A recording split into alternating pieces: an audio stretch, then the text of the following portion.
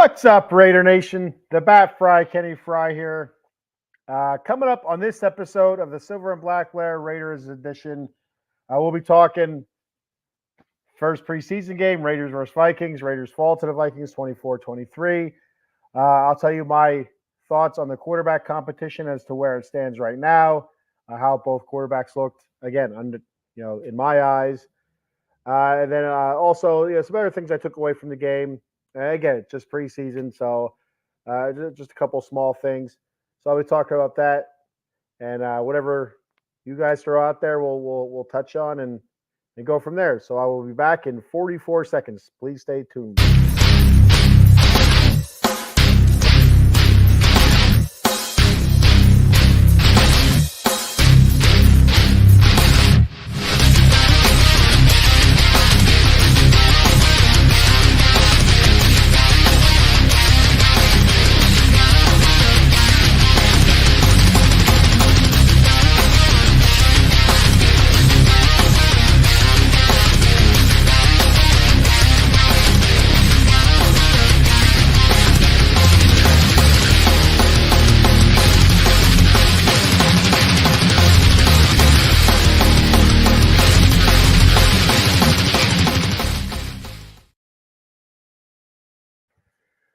What's up, Silver and Black Nation? It's the Bat Fry, Kenny Fry here with the Silver and Black Lair Las Vegas Raiders edition.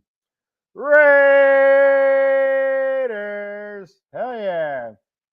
All right, Raider Nation. What do we got going on here on a Manic Monday? I don't know what else to call it. Monday Fun Day. That's what I used to call it when we played football. Coach Keating, legendary Coach Keating from Pottsville Area High School, my high school football coach. Monday, Fun Day, Tuesday, Blues Day, and Wednesday, Team Day, and Thursday, what do you call Thursday? Thursday, I think you just see Thursday, walkthrough day, and then Friday, of course, game day. But Monday, Fun Day was usually the running we do after a game. We'd have our games on Friday for high school, and then coming back from that Monday, we'd have some running. I don't remember. It was. I think it was timed sprints, if I remember correctly. Timed hundreds, and then we'd watch film from the previous game, and then some film from the upcoming game. Some film for the upcoming game, and then Tuesday Blues Day was, the first practice with pads on after a game. And it always meant a lot of hitting. Then Wednesday was game planning day, where you'd do team offense, team defense, and at the end of the practice, you guys would get together and kind of scrimmage against each other. And Thursday was your final walkthrough, and then we'd go over special teams. And Friday, of course, game day. So, I miss those days. I'll tell you what, I miss that. I miss that terribly. I never thought I would say that. Because when you're going through it, especially the timed hundreds on Mondays after a game, especially if you lost, it was even worse. I hated it, but man, I miss it now. Of course, we have a comment, and it's of course Miss Eileen. What's up, Eileen? She says, "LOL. I put this on a few minutes ago while I was waiting, and I forgot until the music came on, and I'm like, where the is this music coming from?" I tell you what, Eileen, that would have freaked me out, especially if I would have forgot about it. Put it on early and just waiting. And I started listening to paranormal podcasts. Because I listen to a lot of sports podcasts.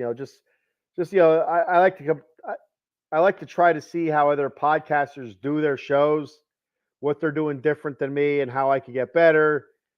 And like for instance, I do a lot of and then I'll also do, what's the other thing that I do a lot of is I say a lot. So that's just one of those things. So I like to listen to other podcasts, sports podcasts, to see how they differentiate, how they sound, how many times do they say or whatever, or how do they fill that void when they're trying to remember what the hell they're trying to say. So a little bit of sports burnout. So I needed something a little bit different in my ears. So I started listening to a paranormal podcast, which is absolutely fantastic. I'm hooked on this. And one of the things is, it's a lot of the paranormal experiences they talk about on the show. It'll be, stuff turning on or stuff turning off or moving or whatever. So I can imagine I'd be all freaked the hell out if I forgot that I turned on a podcast like this, just waiting. So it's all quiet until the show actually comes on. Then all of a sudden the music hits. Like, what the hell is that? Is it spirits? I don't know. So yeah, that freaked me out a little bit. And then, of course, we have our boy Paul Spencer checking in. Voila! What's up, Paul? Thanks for checking out the show. And the mayor of Las Vegas, Vegas Rob, checking in. We will have Vegas Rob on. I have to get with him for a date, but we'll have him on as a special guest before the season starts so we can kind of go over the season and maybe we'll do a game-by-game prediction or something like that. He says, what's up, Kenny? Hashtag Raiders. Just win, baby. Roll Tide. That's for the Pottsville Crimson Tide, not the Alabama Crimson Tide, which I have nothing against the Alabama Crimson Tide. I am not a Bama hater. My brother is an Alabama Crimson Tide fan. And I know plenty of Alabama Crimson Tide fans. They're fine people. They're good, upstanding citizens for the most part. So nothing against that. But the Roll Tide is for the Pottsville Crimson Tide, which was our alma mater. Rob, I went to school with Rob. Paul says, I watch Ken Fry. He is the gold standard of podcasting. Yes, gold standard, like that wrapping on a chocolate bar. And Dave said, what's going on, big man? What's up, Cowboy Dave? So we got Paul Spencer here. You can check Paul out tonight, I do believe, with the his UFC show. What's it? Is it? I don't remember now. Is it Inside the Octagon? I think is that what it's called? Or see that? I'm messing it all up now. But anyway, yeah, there's the now to fill in missing spaces and stuff like that. The missing spaces in my head. See, but also he does Dem 215 Boys this Wednesday. Talking Dallas Cowboy football. Of course, the Raiders' next preseason game is against the Cowboys. So be sure to check out those shows. And Cowboy Dave, we got our boy there, Cowboy Dave. He does MLB Extra Innings with Joe Sullivan. I believe they're on this Tuesday. I will go over the schedule a little bit later on at the end of the show, so stay tuned for that. But just giving these guys a shout out, guys that are very important to the network. Saying Cowboy Dave is also on with Paul on Wednesdays. Cowboy Dave, Cowboy Show, get it? On Wednesdays, Dem 215 Boys talking Cowboys. And Dave is also with me, amongst other cast of characters, with the Atomic Drop podcast talking WWE wrestling. This weekend is my work weekend, so I will not be on. So stay tuned for that. I believe they'll go on probably a Friday night, I would assume, but we'll put that out there as soon as we know when I go over the schedule here. Paul says, Inside the Octagon. That's what I thought. I hesitated, Paul, because I'm like, wait a second. Is it Inside the Octagon? I doubted myself. And as the gold standard of podcasting, like you said, I should not be doubting myself. Talking UFC 305 this weekend and some boxing events from this past weekend. That's all tonight at 8 p.m. All right.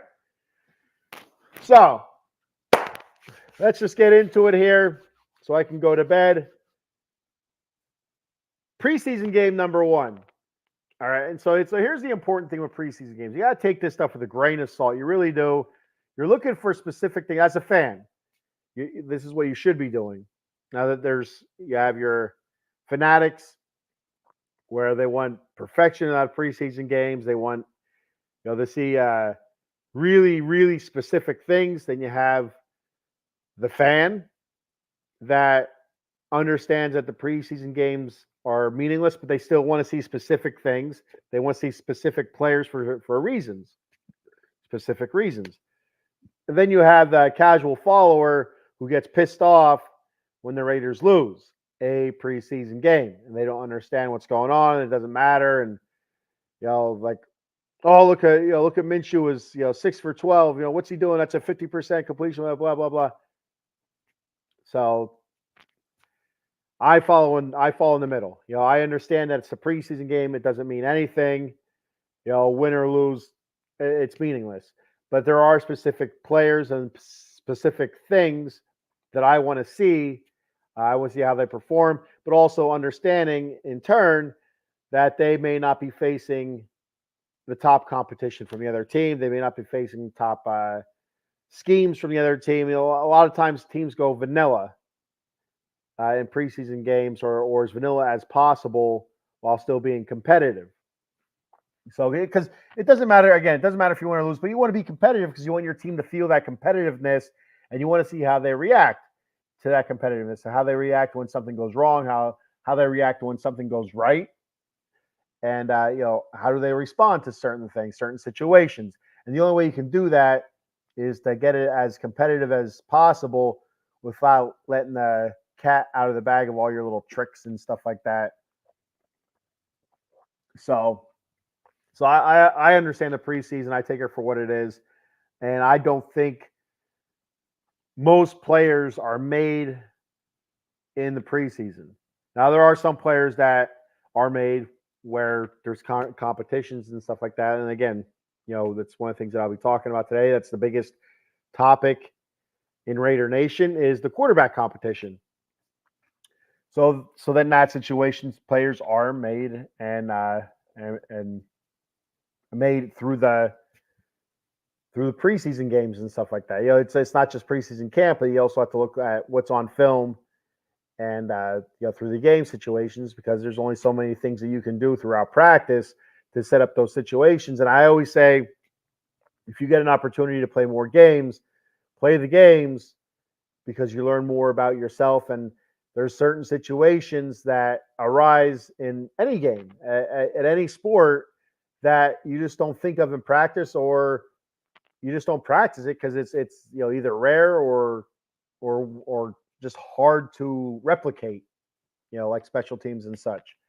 It's like my daughter, for instance, not to get too out of too far away from the football talk here in preseason, but my thought always has been, if you have an opportunity to play in a game, whether it's with a pickup tournament on a travel team, or if it's a rec game over a practice, I feel like you should do the game, because there's certain things that happen in games that just aren't replicated or aren't duplicated or are not gone over in practices, whether it's just not thought of or whatnot. And reactions are different in practice than they are in games and stuff. So I think you get more out of the games than you would in practice. And anybody that's played sports, I think would tell you the same thing. You could practice like $1,000,000 and go out there and lay an egg on game day. You could practice like garbage and go out there on game day and play excellent. So there's practice players.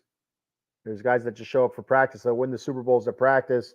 Then there's the Super Bowl winners, and those are the guys who go out there and win the Super Bowls at the actual game. So there's that. I mean, I'm not saying that preparation isn't important and practice isn't important. I'm just saying that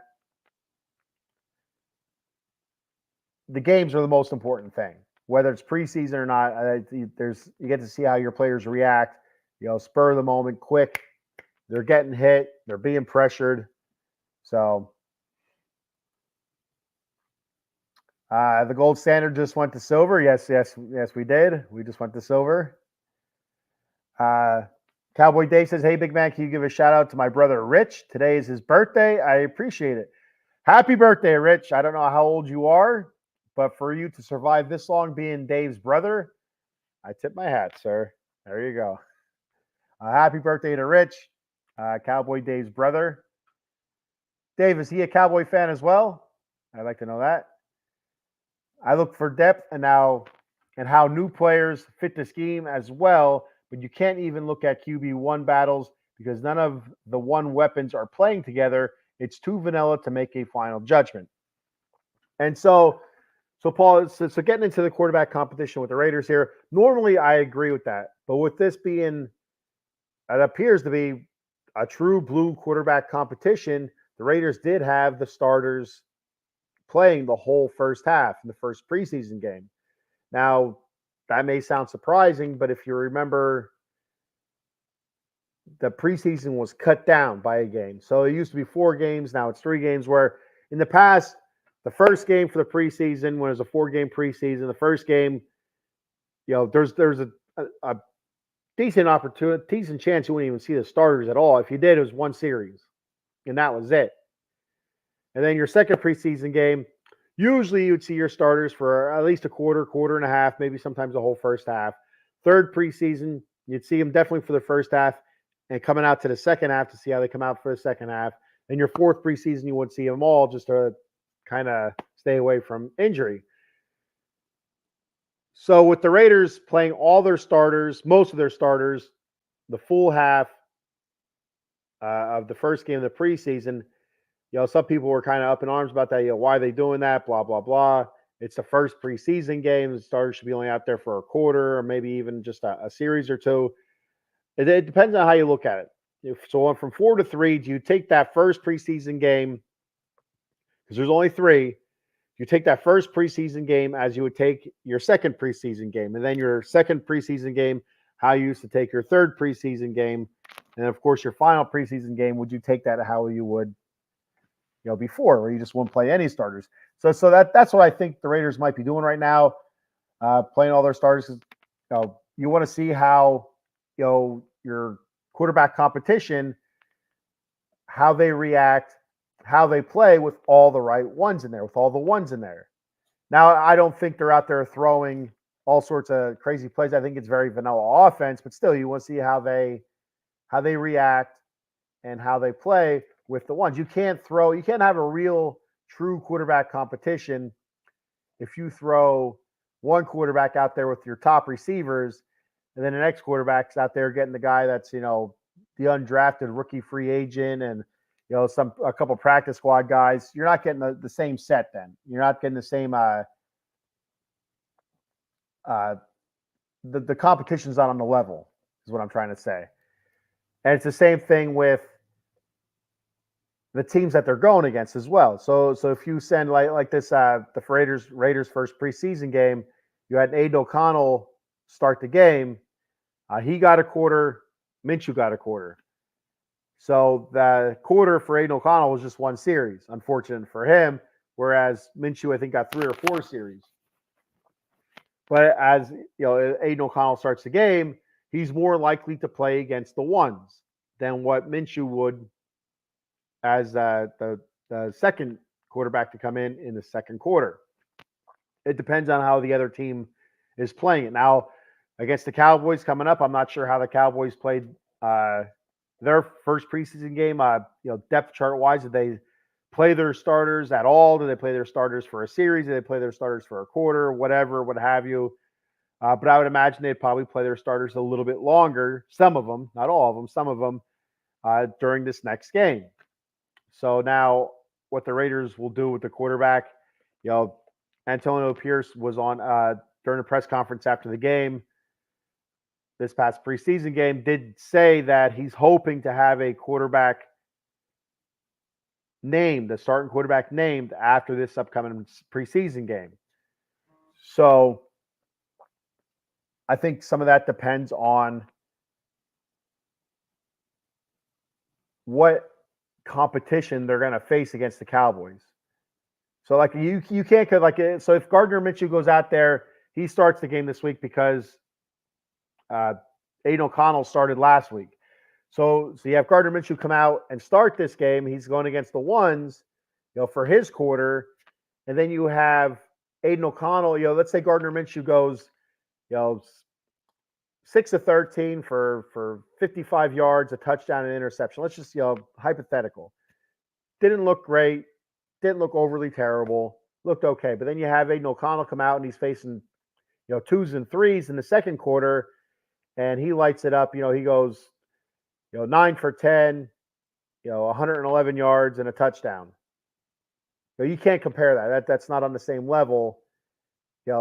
I don't know if that would give Gardner the leg up then or not. I'm not really sure, but I think they have to really when they're sitting down with these quarterbacks trying to figure out who the starting quarterback is, I think one of the things they have to look at is what competition they're facing in these games as well. I don't know how you would judge that or how you would figure that in, but I feel like that's something they would have to take into as a factor. Rob says, I want to see Minshew become the starter. So after watching, my personal opinion, after watching the first preseason game, you see the stats right here. Gardner Minshew, 6-12, 117 yards, a touchdown. Aiden O'Connell, 7-9, 76 yards, and no touchdowns. Both quarterbacks played very well, actually.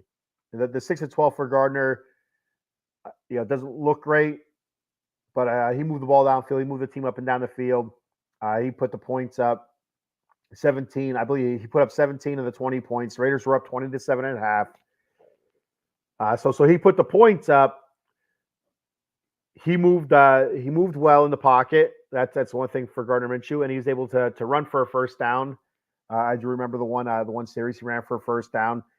So there's that. And that's one of the big things that really hurt us last season with Aiden O'Connell's. He had opportunities to move in the pocket. His pocket awareness stinks, and he had opportunities where he could actually run for a first down or scamper ahead for a couple yards or what have you. So seeing Gardner Minshew do that does give you a little bit more excitement. But then if you watch Aiden O'Connell, again, pocket presence not really there yet. He did move up in the pocket once or twice. I saw that. I really liked it. He looked really good. Good awareness there, but he also did take a sack, which hurt the Raiders, but it didn't hurt the Raiders. So on that play, it was a bit of a broken play. I think it was two receivers. I'm not sure who they were. Kind of bumped into each other, knocked each other out of the play. So he was kind of stuck. He was stuck. At those times, either you got to tuck the ball and run or throw it away and just let your special teams kick it. You don't want to be hanging on to that ball and giving the defense an opportunity to swipe it out of your hands or whatever. So you look at Gardner, looked great, running the offense. He looked comfortable running the offense. He moved in the pocket well. So there's that plus for him. You look at Aiden O'Connell. He got the ball. So real quick. I get kind of getting ahead of myself here. The Raiders come out on defense.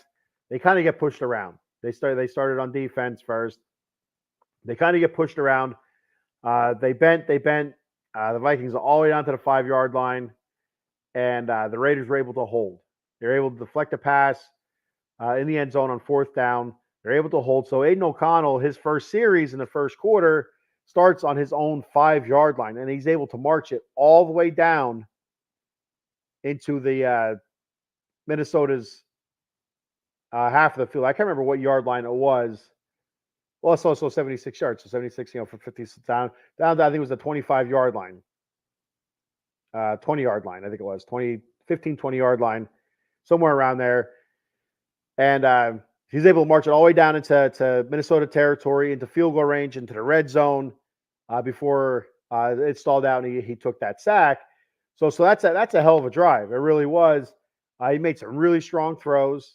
Hit Brock Bowers on a nice pass play for Brock Bowers' first reception as a Raider, which was great to see.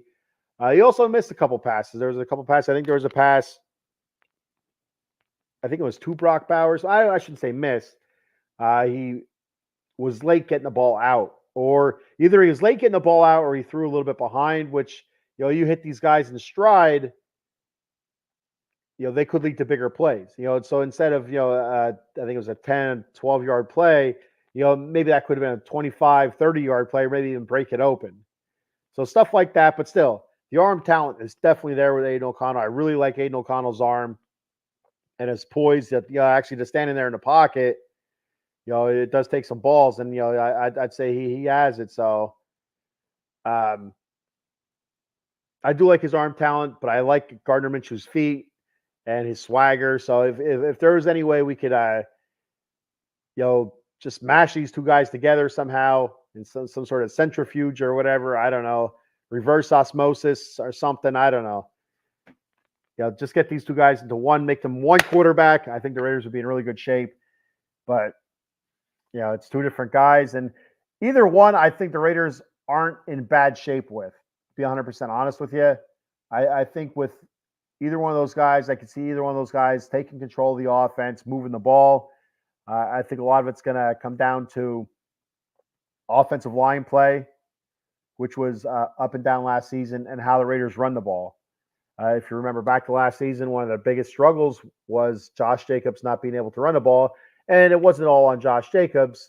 Josh Jacobs, he did hold out last season. So he didn't come back. He didn't join the team until I think it was right before week 1, if I remember correctly. So there were so many different things last week that came into play last year, I should say. Last year, that came into play with the Raiders' offense being kind of anemic, poor play calling. Josh McDaniels not really letting your quarterback audible or your receivers, break off routes or whatever. So there's so many different things that came into play to poor offense last year. I feel like we're going to see a different offense this year. Luke Getsy, I'm interested to see how his offense comes to fruition. I don't know if that's the right word or not. That's the word I'm going with here. It's already out there. It's too late now. But I'm interested to see how it's ran by these quarterbacks. It looked good under Aiden. It looked good under Gardner. So there's no clear front runner now, is what I'm getting at. So we'll see against the Cowboys. From stuff I've heard from some of the other Raider fans and stuff, that they're saying that a lot of Raider fans feel that, like, Gardner Minshew, this is an offense that's built specifically for his skill set. So, Gardner Minshew should have the leg up, but I wouldn't count Aiden O'Connell out by any stretch there. Cowboy Dave says his brother, whose birthday it is a Eagles fan, unfortunately. How old is your brother, Dave? Is he as old as you? 60? Dave, you're 60, right? Aren't you? You're pretty close to 60, I think. Paul says, I like Minshew, honestly. As week 1 started, yes, before third game, it was the final curtain call of who you had as listed ones. I missed that. Now, 90% of teams one series the entire preseason. Yeah, and I hate that. I absolutely hate that. It's one of the things that I do believe McDaniels did last season. It was awful. None of the starters played, or if they did play, it was like one series the whole preseason. And you see teams do that, and they start the season off sluggish. And I heard an ESPN commentator, I think it was ESPN. It was either an ESPN commentator or somebody from the NFL Network, saying a lot of teams use the first couple weeks of the regular season kind of as their preseason. I'm like, why would you do that when you have a preseason still? It's not like there's no preseason. I understand not wanting the injuries, but if you're going to go out there and shit the bed the first 2 or 3 games because your guys aren't up to speed yet, they're still working through some bugs or kinks because they didn't have a preseason, that's moronic. That's idiotic. You're already starting behind the 8 ball. So that doesn't make sense to me, but that some teams do it. It doesn't make sense at all. Paul says, all I know is Trey Lance is bad. Overthrown balls, not leading the receivers, 2 wide open shots in end zone by 5 yards and threw 5 yards out of bounds. Balls thrown to receivers, wrong shoulders. It sounds like you better give Dak a lot of money. What's the other lad? Cooper Rush. I don't know what you guys are thinking there in Cowboy land, but I would stick with Dak. But I get it. Dak has not really gotten he hasn't done anything. He's put up some nice stats, but he hasn't really done anything. So whenever it's time to step up and show out big, he kind of crumbles. So I don't know if I would say Cooper Rush is better, but you never know. It's a decision that Jerry's going to have to make. CeeDee Lamb, does he stay? Does he go? Hey, Joe Sullivan checking in. What's up, Joe? He says, what's up, Ken? He says, Raiders. He says, Minshew is probably the guy, you think? Deep down, I do think that Minshew will get the nod. I still see. Uh, I hesitate saying it because I see a world in where I could see either one of these guys getting a week one start. I just think Minshew's mobility gives him the edge over Aiden O'Connell. Aiden O'Connell's more accurate, stronger arm, but the biggest thing is you don't want a guy out there making too many mistakes or taking like sacks. The one of the biggest things about Aiden O'Connell last season was the sacks that he took. That really backs your team up, and that easily could flip the whole field, or it could easily take you out of field goal range, stuff like that. At least at the very least, the one thing we know as Raiders fans, at the very least, let's get field goals. That's one thing that the Raiders usually do well. Uh, that's usually one of the Raiders. What the Raiders do well is they do get field goals. Unfortunately, we don't get touchdowns as often as we'd like, but we still do kick the ball through the uprights. And that's, you can't have a guy turn the ball over down the red zone, and you cannot, or what do they call it? Do they call it the black zone, or when you're in field goal range? When you're in field goal range, you can't have a guy turn the ball over, and you can't have a guy taking unnecessary sacks. And that's the one thing where I think Minshew could really help the Raiders is he won't take the unnecessary sacks because he does move well in the pocket. So hearing the one podcast host talking about it, he says Minshew is a little bit predictable as to how he rolls out of the pocket because he always rolls to the right. I don't know about that. I didn't notice, but I don't get paid to notice that stuff. I'm just watching the game. So you can check Joe out on the Sully Squad. Talking 4for4 Eagle Sports. He'll be on tonight, 6 p.m., I believe. Again, I'll talk about the schedule later on. But he is the next show on Out of the Box Sports Network. The Sully Squad will be live tonight, talking Philly sports. So, the Phillies, the Eagles. Hockey season's right around the corner. Basketball season's not that far off either. So, you have Flyers, 76ers, all that good stuff. So, be sure to check that out. And also, Joe does the Extra Innings podcast with Cowboy Dave on Tuesdays, talking all Major League Baseball. Hey, at Kim checking in. What's up, Kim? Thank you for checking the show out, and thank you for commenting. She says, let Minshew Mania begin. Good morning, Ken. Good morning, Kim. It seems like it. That's just the feeling that I get is I feel like this is Minshew's job to lose now. Some of the stuff that I heard throughout the first couple of weeks of training camp was that Minshew, they feel neither quarterback really played all that great during training camp, looked all that great during training camp. But they've the consensus feeling, the consensus people that were there, not coaches or anything like that, but just spectators there that you see online or you hear through different podcasts, was that Minshew has the leg up on Aiden O'Connell. And one thing about Aiden O'Connell he does have going for him is that Antonio Pierce likes him, Devontae Adams likes him, and those are two guys that you want on your side when you're going through something like that. So going through a competition, you want the head coach and the top receiver on your side. Not saying that Antonio Pierce doesn't like Gardner Minshew or whatever, but he was behind AOC, Aiden O'Connell, and especially even coming into the season, Aiden O'Connell is the number one until he's not the number one. So he has faith in him. Paul says Minshew can extend plays and climb the pocket, better experience, better pocket awareness. Yeah. Aiden O'Connell's pocket presence so far in his young career is trash. But again, like I said, this first preseason game, you did see him climb the pocket a couple times where you wouldn't have saw that last year. He would have stood tall. He would have stood in there. Like I said, the guy has guts.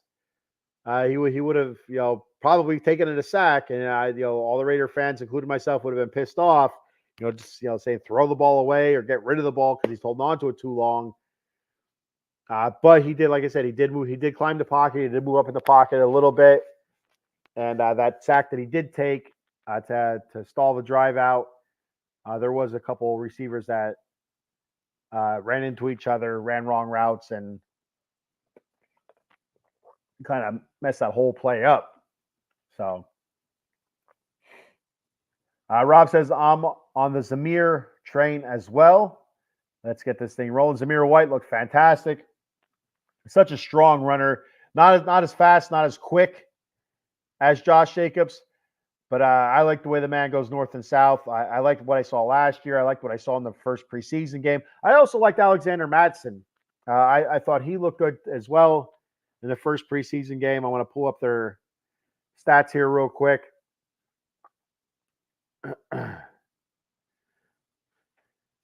But the whole Raider game as a whole, I thought wasn't too bad, especially for having some of the offensive linemen out that we did have out.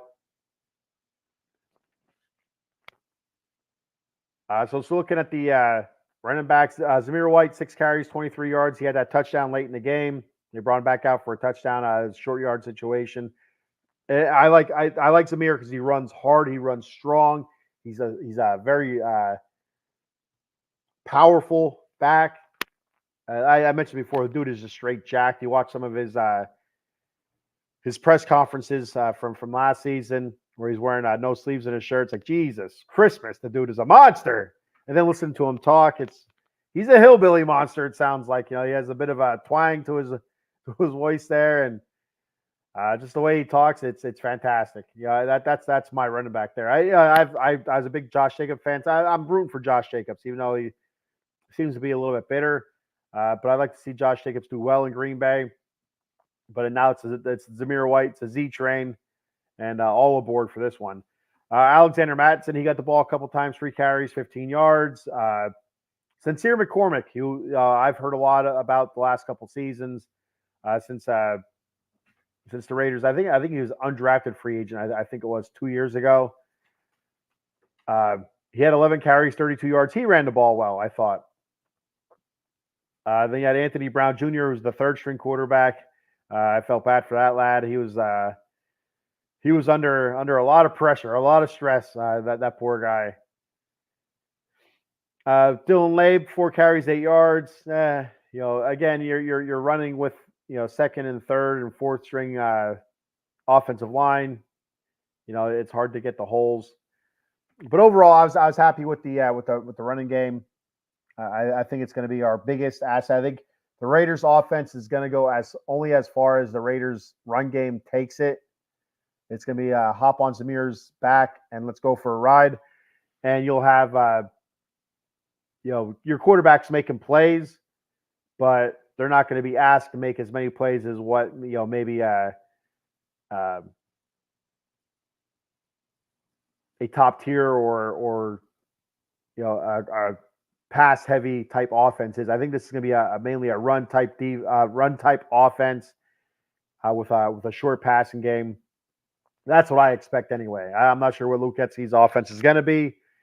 We'll have to wait and see. I know that the run style is his own run style, which is very beneficial for your offensive linemen, and it's also very beneficial for your running backs. One cut and go. Find that hole and go, and running back for the offensive lineman, clearing out, hat on hat, clear out, hat on hat. So, find the guy, hat on hat, clear him out. So it's gonna be a lot of fun to watch once they get it rolling. Receiver wise, I thought the receivers looked good. No Davante Adams. His wife did have a baby, so he's due back to practice this week. But I guess he's. I think it was last week or 2 weeks ago he left training camp to go be with his wife as she was having a baby, and baby is out in the world. Congratulations to Davante Adams. I know he's a big fan of the show. He tells me all the time when we talk. Never talked to Davante Adams. But anyway, if I did talk to Davante Adams, he might be a fan of the show then. But yeah, congratulations to Davante Adams and family, and good luck with all that baby stuff. It's a blessing, and it leads you down. I don't know if it's his first kid or not, but for those out there who don't have a kid or whatever, hope one day to have children, it's a blessing. But I'll tell you what, it's a lot of hard work, and The unfortunate part is that it goes like this, gone. It's just it moves so fast, and you look back at it, you look at picture. That's why pictures are so great. I love pictures. You look at pictures or videos, and you're just like, man, I remember that. And it's like, man, it's kind of depressing. Then it's like one day you wake up and you know they're already growing a mustache, and that's your daughter. So I'm just kidding. I'm just teasing. Just in case she was watching. All right. So to get off Devontae Adams' wife having a baby, Trey Tucker, I thought he looked all right. A lot of uh, mixed reports coming out about him through training camp, not catching the ball well. Route running was kind of off, but he comes out to the game, caught everything thrown his way. A couple big catches. He had 2 receptions, 73 yards. I think he had was it 50? He did have one big catch. I don't think they were both big catches. I think it was one big catch, and the other one's a little bit shorter.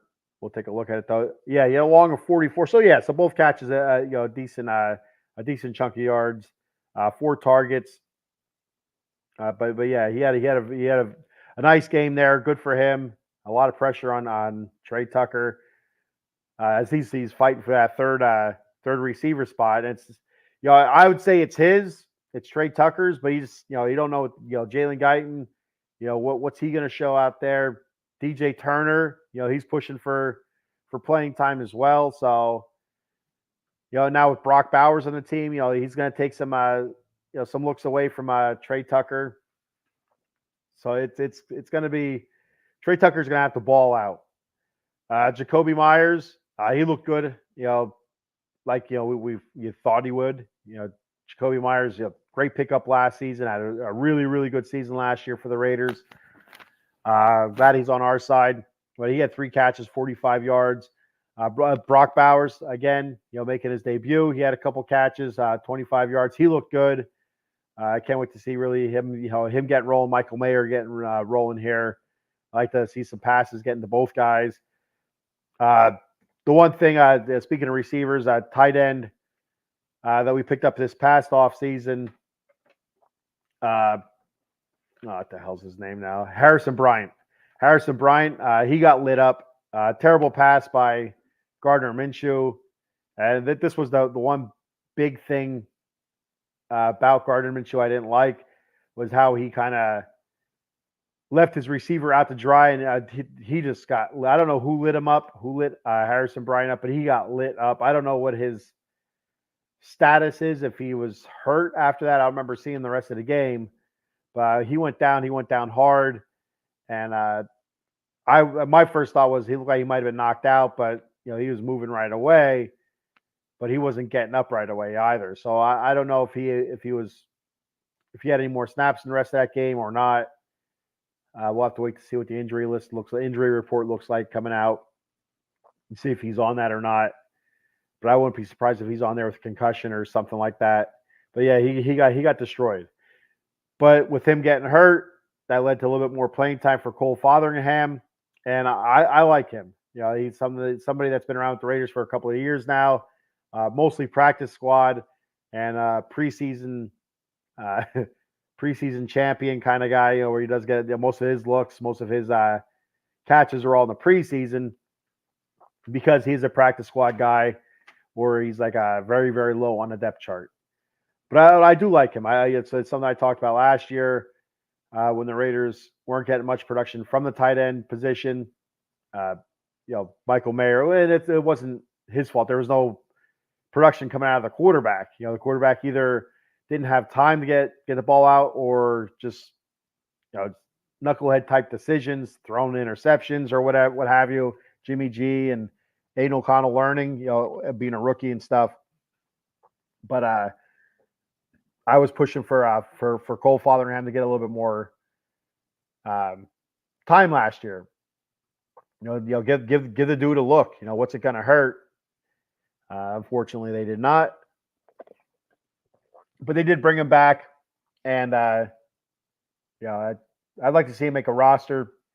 If Bryant's hurt, that means Fotheringham has a shot, and maybe to make the roster as a 3 or a 4. All right. So we have Kim saying, I have a feeling by week 6, Minshew will be on the bench and O'Connell will be back in. All I know is they better win December 22nd. December 22nd. What is the game on December 22nd? I do not have the schedule right here in front of me, but I am going to look it up there, Kim. I don't know if they let it go that long, to be honest with you, for either quarterback. I feel like if, let's say, Aiden O'Connell's your starting quarterback, I feel like he has 3 games. Same with Gardner Minshew. I would say 3 games, to kind of put out there what they can do, and then after that, so let's take a look here.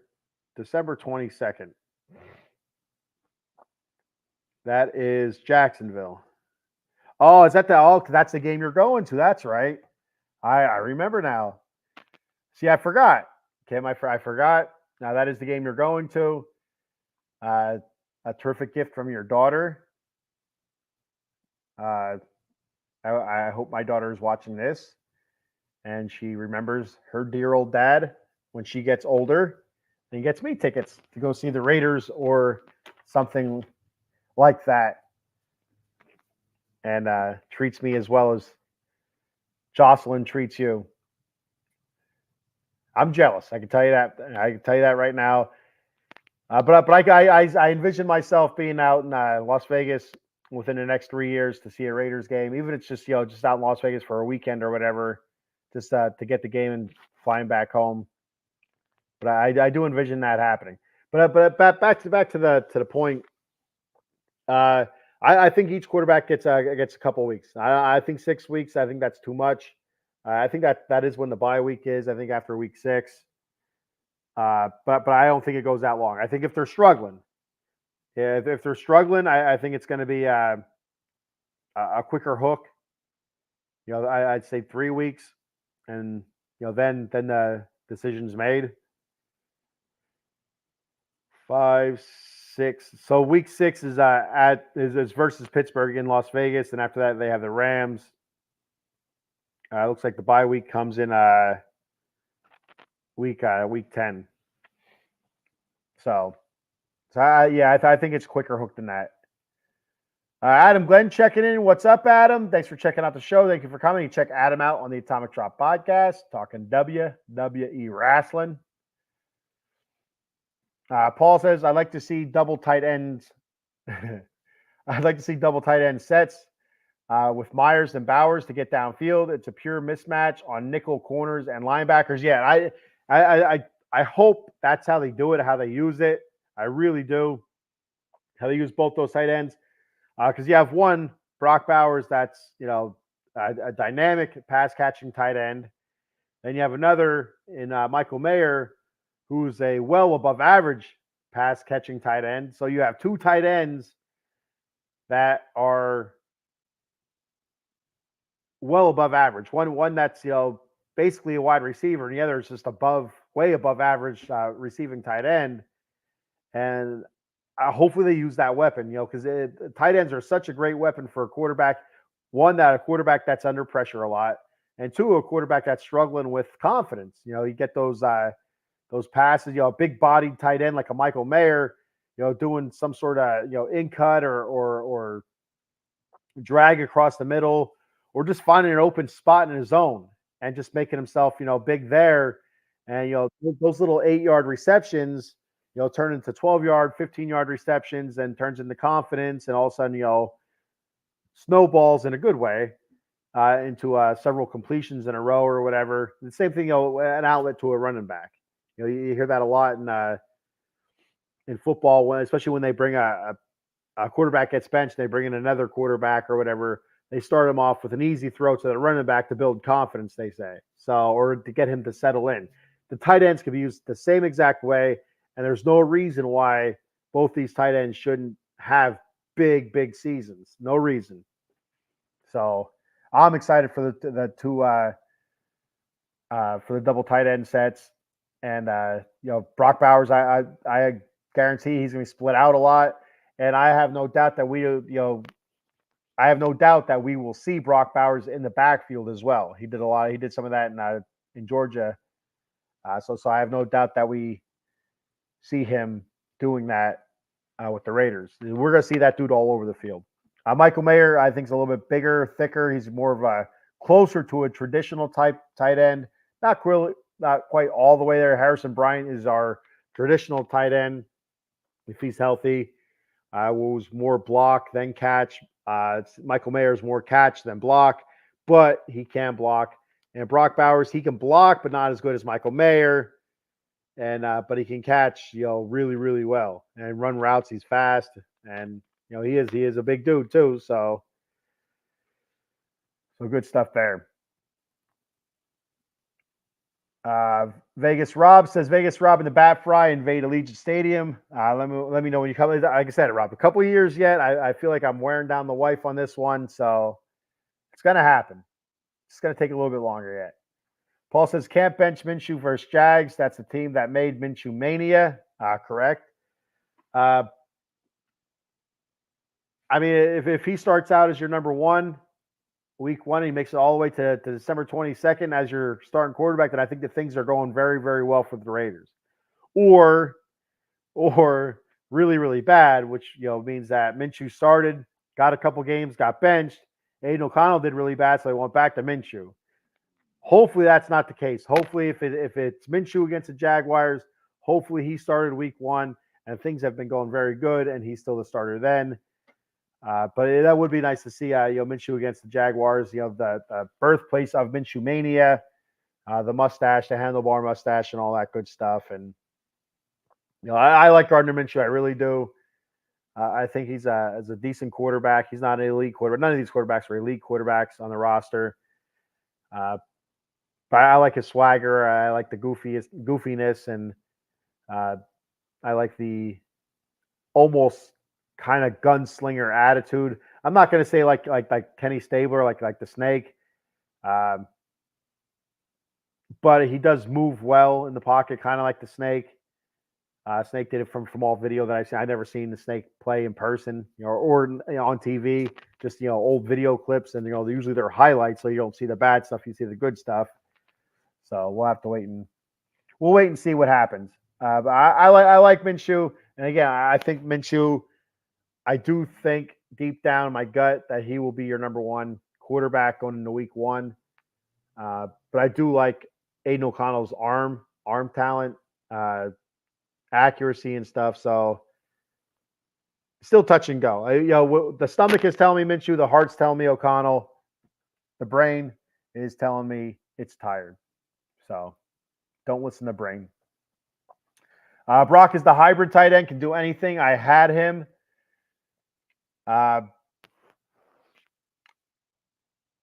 He's going to be, I like to say, I don't want to say he's going to be like, who's that? Debo. He's not, I don't think he's going to be as dynamic as what Debo Samuels is for 49ers, but I feel like that's how the Raiders are going to use him. And he's going to make plays. He is going to make plays, but it's going to be exciting. It's going to be exciting to see how he lines up, where he lines up. And it's going to keep defenses on their toes. And it's going to open up so many different other avenues for other players. It's going to open up stuff for Devontae, for Jacoby, for Michael Mayer, for Trey Tucker. Just seeing Brock Bowers, in the backfield or whatever, it's just it's going to create havoc. It really is. So, hand the ball off to him a couple times so it keeps the defense honest. All good things come out of that. Listed as top 4 player in the draft. Yeah, it fell right into our lap, and a lot of people were shocked, including myself, that we took him. But after they took him, you sit back and you think about it, like, you know what? Well, one of the biggest issues we had last season was offensive production, and as a whole, offensive production. I don't know, I'm kind of stuttering there a little bit, but as a whole, offensive production was terrible last season. A hard time scoring over 20 points a game. That's straight up garbage. And so they got basically one of the top offensive weapons in the draft, if not the top offensive weapon. That's not a quarterback. Well, some of those wide receivers are really good, but like Paul said, listed as a top 4 player in the draft. So, you have to think that maybe a defensive player or quarterback and maybe a receiver ranked ahead of him, or maybe an offensive lineman. But top 4. I mean, I think the Raiders made out pretty well with Brock Bowers there at, what was it, 13 or 12 or 13, whatever our pick was. So,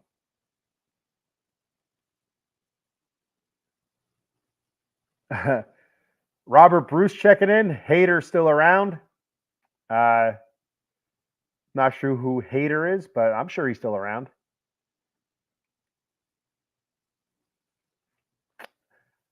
Offensive line play didn't look terrible for the ones. Andrews Pete, he did get beat once or twice. I do remember seeing a couple replays there, but overall it wasn't bad. I thought Thayer Mumford, he did all right.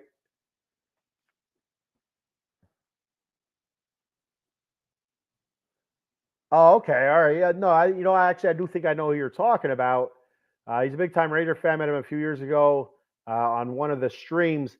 I feel like I was listening to Locked On Raiders podcast. Was it Sunday? Well, yesterday was Sunday. So yeah, it was Sunday, and they had a caller. Was his name was Raider Hater? So I wonder if that's the same guy or not. But if it is, he's still around. But yeah, one of the great fan bases in all the league, the Raider fan base, just all the different names. Vader Raider, and of course you have Gorilla Rilla. He's the most famous one now. The Violator, he's still around. I know there was one or two of the bigger named Raider fans that are well known. One or two of them did pass away this past off season. I do remember seeing that on the X. So, but I don't think Raider Hater was one of them. I do believe he is still around. Rob says, like Michael Mayer, looking forward to see him step up. Yeah, and I do believe Mayer will step up this season. I don't think he's going to have any sort of like super season, 80 catches, 1,000 yards, something like that. But I do think he's going to have something respectable, like a 40 catch season, 800 yards, or not 800 yards, 40 catches, like a 500, 600 yard season. So I do think that there's that possibility for him. It's there. He is talented enough where he can do it. It's just, can the Raiders get him out into routes? Do they need him to stay in and block? It's going to depend a lot on the offensive line. And I think that's also going to depend a lot on who the quarterback is. I think if Minshew's in, you're going to see a lot more of the both tight ends in routes. I think if O'Connell's in, because he's less mobile, you're going to see a tight end having to stay in. So that's that. Robert says, you remember Mark Van Egan, Raiders fullback? He was, get the heck out of here. That's crazy. Mark Van Egan, so he was he early 80s, or was he in the 70s? I was born in 1980. So there's a whole, like, I missed all the good Raider stuff. Like the best Raider time for me would have been early 2000s, late 90s, early 2000s. The Raiders made the Super Bowl and got throttled, and ever since then it's been hell. So, but the 2000 team the Raiders had, where they, I think it was 2000, where we lost to Baltimore. It was 2000. We lost to Baltimore, and that was in Oakland. That's the Saragusa flop when he crushed poor Rich Gannon. And then the 2001 was the Snow Bowl, the creation of Tom Brady and the Patriots. They're in New England. I remember that one. And 2002 was the season the Raiders went to the Super Bowl. And that was the Gruden Bowl, and we all know what happened since then. So, college football frenzy at Out of the Box Sports. You guys got a steal with Brock Bowers, Jackson Powers, and late round Tommy Eichenberg. I can't wait to see Eichenberg really get in there and start mixing it up. Sometime throughout the season, you're going to see Eichenberg as a starter. I have no doubt. JPJ, Jackson Powers Johnson, I was talking about offensive lineman before, he's still on the PUP list. He has a couple weeks yet before he has to be off of it or he misses the first 4 games. It was a concussion. I thought it was some sort of lingering injury from college. That's some of the rumors that I was hearing, but according to Q, who does the Locked On Raiders podcast, he's saying it was concussion. They're just waiting for him to get cleared. So they're expecting him to be cleared within the next week or so. They said he's been working out, just hasn't been cleared for full contact yet. And the same thing with Colton Miller. They're expecting him he's coming rehabbing from off-season shoulder surgery. So he's working his way back, and they're expecting them to be back this week sometime, this week or next week. But definitely before that deadline. I want to say it's August 27th, but I could be wrong. I could be just making that up. I'm not really sure. But I'm excited to see JPJ out there, Jackson Powers Johnson, get him there at guard, and let's see what he can do. They said, from all reports that I've heard with him missing time, that mentally he's there. He knows what he's doing mentally, physically. They have to see what he's got. So, basically he's missed all of training camp. Not sure how he got the concussion, but got a concussion. Okay, so Mark Van Egan was in the 80s, and that's what I thought. I was thinking, I feel like I remember watching some of the Super Bowl films. I particularly the one against the Redskins. I feel like he had some big plays in that game. I could be wrong, but yeah, I do remember the name. Unfortunately, again, I was still, as they say, as my dad used to say, you were still shit and yellow. So I was still just a little baby, which when I became a dad, I understood the reference then. Well, I'm in my 40s. I can't remember anything, Robert. I'm telling you what, Robert, I struggle with my memory power. I forget a lot of stuff.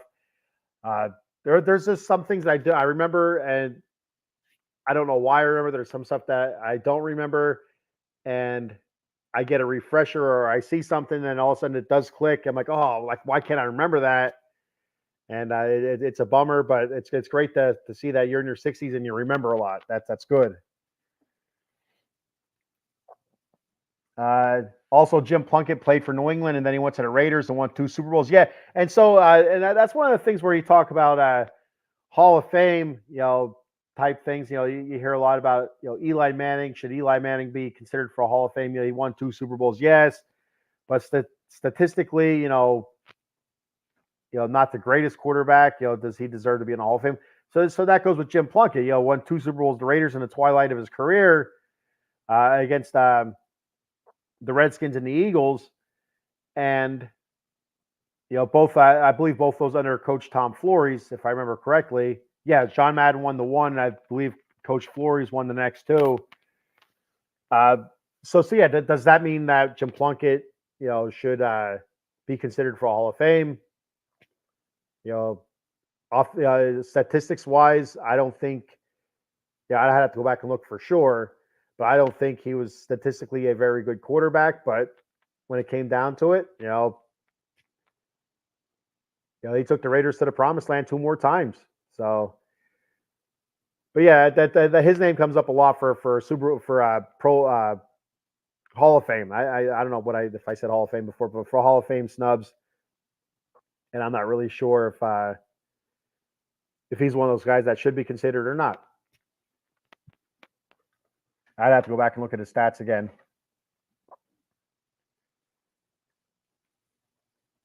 But I know they were a big underdog for that game against Washington. They were a huge underdog. I've watched the NFL films.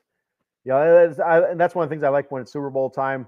NFL Network will play NFL films, all the past Super Bowls, and I like watching the past Raider one, especially that Washington one. How they just absolutely throttled them. They had that big Marcus Allen run and stuff, and the interception by can't remember who the linebacker is right now off the top of my head, but it was in the Redskins side of the field, It was something that burnt them earlier in the season.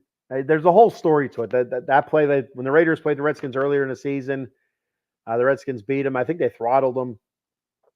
And that screen pass was busted for a big gain or a touchdown during a regular season. They remember that, and they seen it set up, and they read it perfectly. And whoever that linebacker was, I can't remember, took it to the house for a touchdown. All good stuff, all good memories. We haven't had too many good memories recently with the Raiders, so you have to go back. We have to, Dallas Cowboy fans, they get their balls busted all the time. All their Super Bowls are on VHS tapes. I always say all the Raiders Super Bowl wins are on reel-to-reel, old style camera. You have to put the reel on and the other reel. You got to wind them together, and it starts flickering, and you have to have the white thing come down. The white screen come down. That's how long it's been for the Raiders. Yes, and Tom Flores is in the Super Bowl now. He was voted into the Super Bowl, the Pro Bowl, the Hall of Fame. God bless it. Coach Flores was inducted into the Hall of Fame, I believe, 2 years ago. I could be wrong about that time, but I do believe he was voted into the Hall of Fame recently. Let me look that up real quick. It was in, does not say.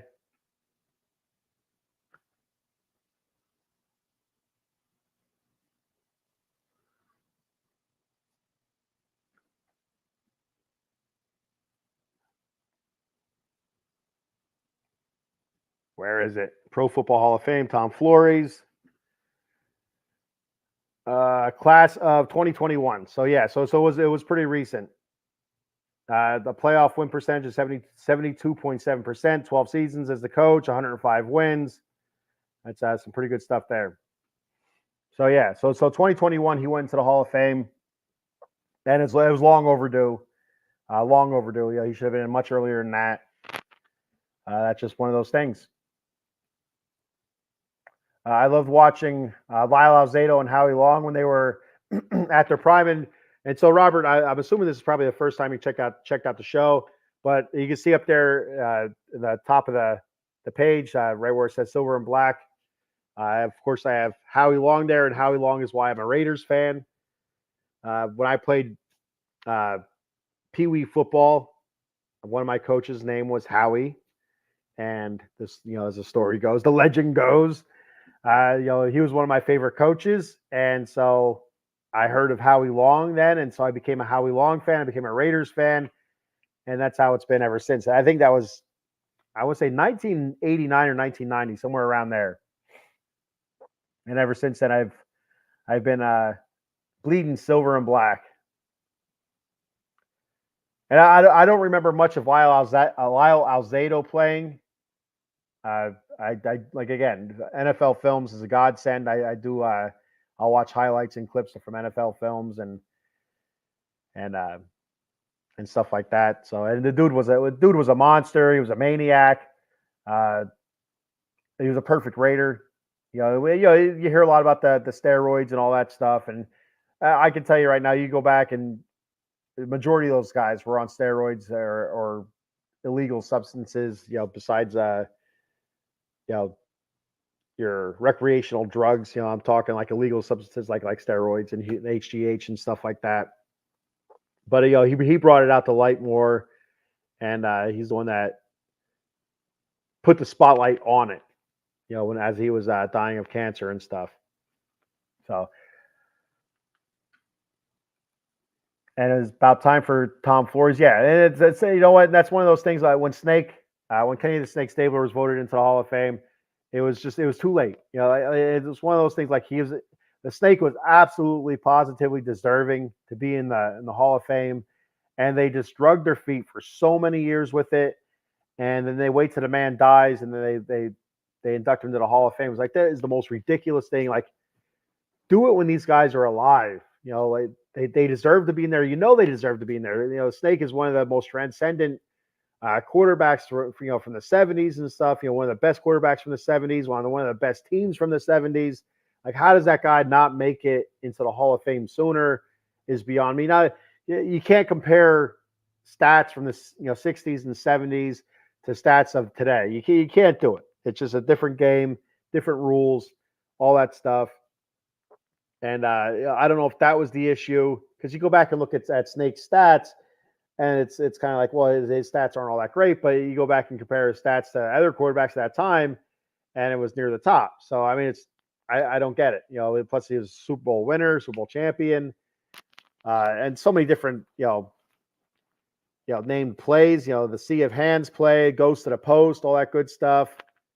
It doesn't make sense. It's when they wait and the guy's passed away, it just drives me absolute nuts.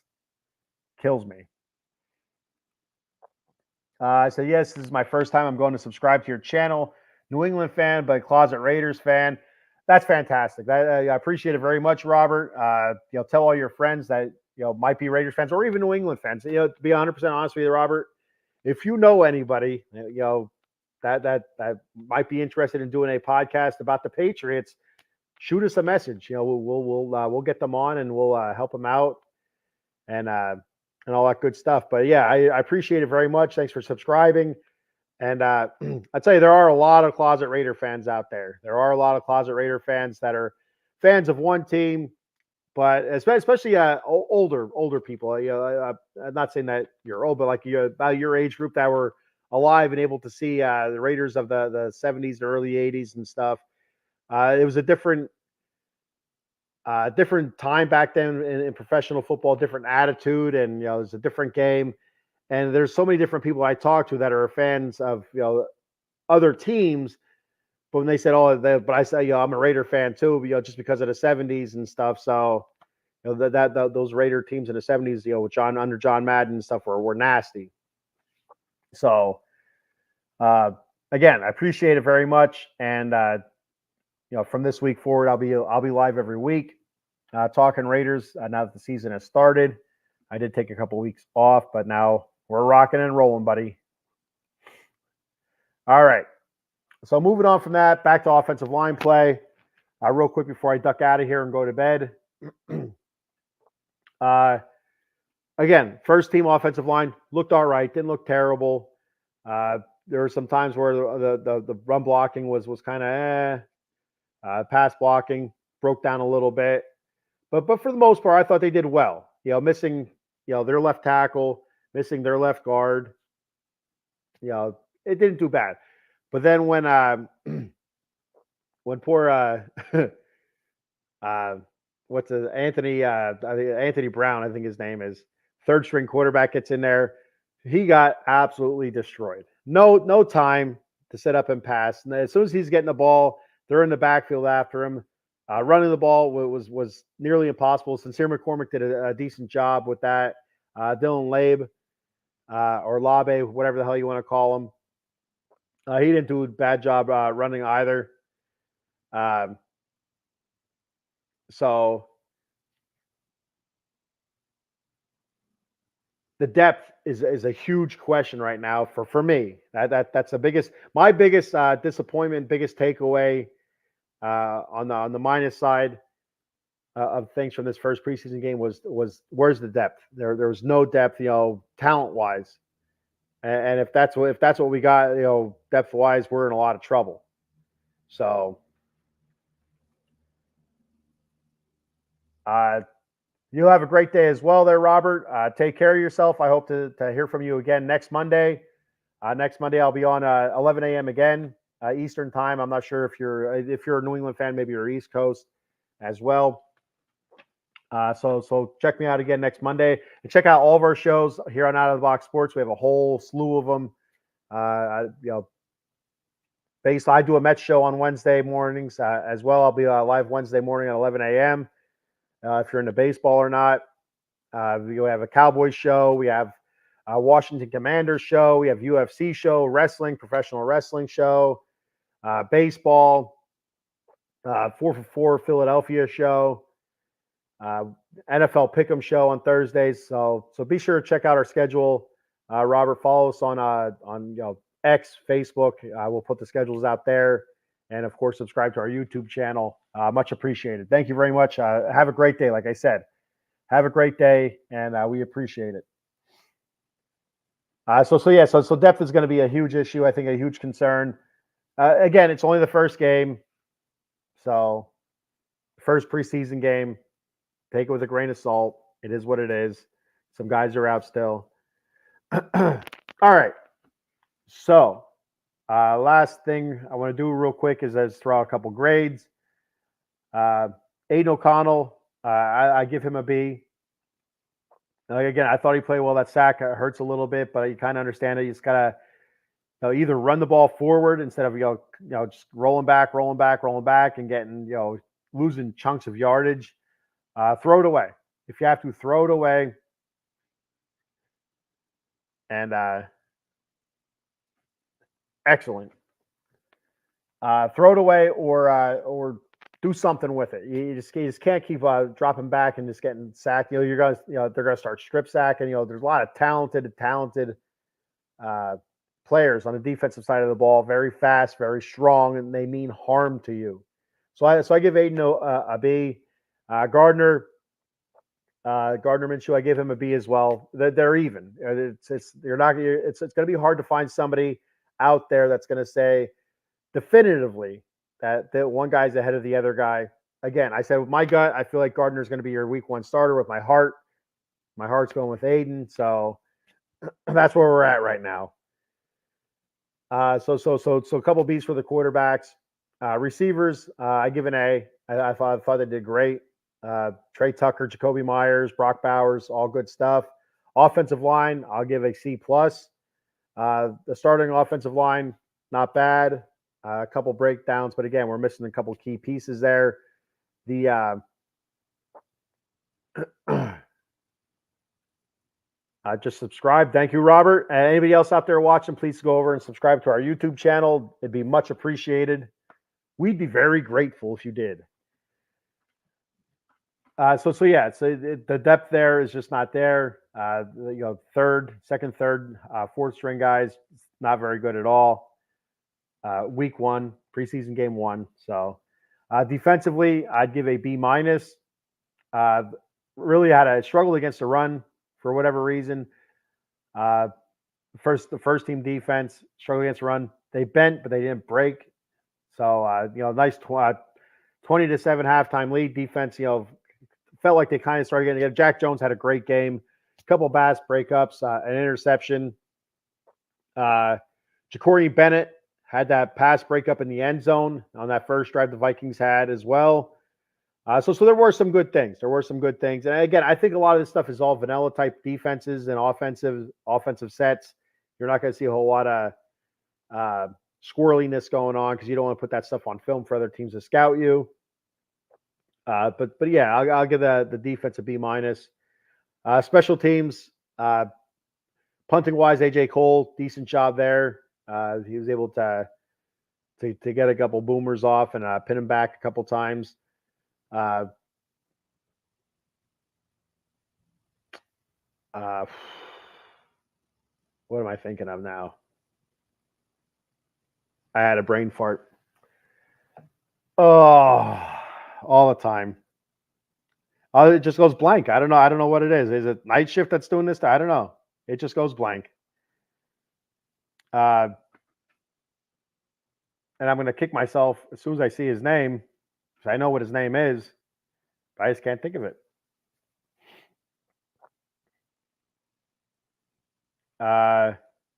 Daniel Carlson. God bless it. I could picture him. I see him in my head. Just couldn't think of his name. Brother plays for the Packers. I remember all that stuff. But anyway, a couple field goals, one long field goal in the 50, I think it was 56-yarder, 58-yarder, something like that. What was it? 56-yarder. Good job there. Kickoff-wise, we got some stuff to work on yet there. We did get a penalty thrown because it didn't reach the landing zone. So even as a fan, we have a lot to learn yet with the rules for kickoffs and kickoff returns and stuff. So that's going to be a work in progress. So, Special teams wise, I'll give them a B plus. I thought for the most part they did very, very well, which they usually do. Daniel Carlson's a really good kicker. AJ Cole's a fantastic punter. So return wise, the Raiders had a couple okay returns. I think that's going to be one of our big things moving forward as we get better and better at special teams. I think our return game is going to be a huge plus. You know, whether it's Trey Tucker, Dylan Labe back there. You know, somebody with some shiftiness and speed.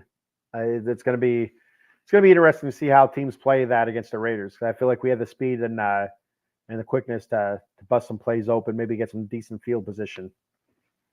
So, all right, I'm going to go ahead and do our sponsor read here real quick, and I'm going to go over our schedule, Out of the Box Sports. And our sponsor, of course, is Jason Fine, J Fine Law, Attorney Big Al. You can reach Big Al at 1-800-HURT-123. That's 1-800-HURT-123. Jason Fine specializes in motor vehicle accidents, slip and falls, workman's comp, and personal injury claims. He has 3 office locations located throughout Pennsylvania and New Jersey. His office in New Jersey is located in Cherry Hill on 3 Greensward Lane. The phone number there is 856-209-5258. And in Pittsburgh, Pennsylvania, his offices are located on 500 Grant Street, Suite 2900. And the phone number there is 412-365-8151. And in Philadelphia, the offices are located 1628 JFK Boulevard, Suite 2120. And the phone number there is 267-888-2980. That's our boy, Jason Fine, Attorney Big Al. All right. So we got our schedule. You have me here at 11 a.m. Tonight at 6 p.m., you have the Soli Squad. And then 8:30 p.m. after the Soli Squad, you will have Inside the Octagon. And like I said earlier, Paul had mentioned that what they'll be covering, UFC 3,000 million. UFC's been going on forever, so it's up there. Let me find it here real quick. Yes. Talking UFC 305 from this weekend and some boxing events from this past weekend. So be sure to check that out. So again, Soli Squad, talking Philadelphia sports, Inside the Octagon, talking UFC 305 and some boxing from this past weekend. Now it's at 8:30. Tuesday, 7 p.m. extra innings, talking Major League Baseball. 8:30 p.m. Commanders Gridiron, talking Washington Commanders football. Wednesday, 11 a.m., I will be live again with the Bat Cave, talking New York Mets baseball. That's going to be an interesting one. 8:05, college football frenzy for all you college football fans at 9:30 p.m. Dem 215 boys talking Cowboy football. Thursday, 6 p.m., NFL Pick'em. Talking NFL football, and they'll be going over their picks. Friday, 8 p.m., Big Blue Power Hour. Then at 10:30 p.m., the Atomic Drop Podcast, talking WWE wrestling. Like I said, I will not be on this week. This is my work weekend, and I will be at work. So, all right. So that's all I have for today. I just want to say thank you so much to everybody that checked the show out. Thank you to those that commented. Big shout out to